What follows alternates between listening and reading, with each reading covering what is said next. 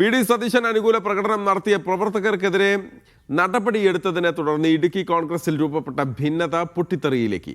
പരസ്പരം ചെളി വാരിയെറിഞ്ഞ് നേതാക്കളും പ്രവർത്തകരും ചേരിപ്പോര് തുടരുകയാണ്. DCC പ്രസിഡന്റ് സ്ഥാനത്ത് നിന്ന് CP മാത്യുവിനെ നീക്കണമെന്നാവശ്യപ്പെട്ട് യൂത്ത് കോൺഗ്രസ് AICCക്ക് പരാതി നൽകി. മുഖ്യമന്ത്രി സ്ഥാനത്തിനായുള്ള തർക്കത്തിനിടയിൽ രൂപപ്പെട്ട അനിശ്ചിതത്വമാണ് എല്ലാത്തിനും തുടക്കമിട്ടത്. സതീശനായി പ്രകടനം നടത്തിയവർക്കെതിരെ സംസ്ഥാനത്താദ്യമായി ഇടുക്കി DCC നടപടിയെടുത്തു. പിന്നാലെ DCC പ്രസിഡന്റിനെതിരെ പടപ്പുറപ്പാട്.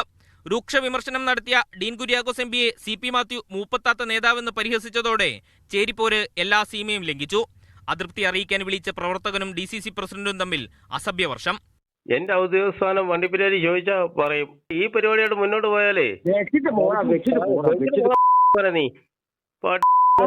നീ ആരാണ് ആരാണ് CP മാത്യോ? ഡീൻ കുര്യാക്കോസിനെതിരായ അധിക്ഷേപം തുടർന്നാൽ പ്രത്യാഘാതം നേരിടേണ്ടി വരുമെന്ന മുന്നറിയിപ്പുമായി UDF ജില്ലാ ചെയർമാൻ ജോയ് വെട്ടിക്കുഴി ഫേസ്ബുക്കിൽ കുറിപ്പിട്ടു. എന്നാൽ DCC പ്രസിഡന്റിനെ മാറ്റേണ്ട സാഹചര്യം നിലവിലില്ലെന്ന് KPCC general secretary Nisha Soman മാധ്യമങ്ങളോട്. അപ്പോൾ ഈ പറഞ്ഞ ആളൊരു കോൺഗ്രസ് പ്രവർത്തകനാണോ അല്ലെങ്കിൽ കോൺഗ്രസ് സ്നേഹിയാണോ എന്ന് എനിക്ക് സംശയമുണ്ട്. പാർട്ടിയാണ് അത്തരം കാര്യത്തിൽ തീരുമാനമെടുക്കുന്നത്. ഇപ്പം DCC പ്രസിഡന്റ് മാറേണ്ട സാഹചര്യങ്ങളൊന്നും തന്നെയില്ല. DCC പ്രസിഡന്റിനെതിരായ പ്രതിഷേധം സോഷ്യൽ മീഡിയയിൽ തുടരുകയാണ്. മീഡിയ 1 ഇടുക്കി.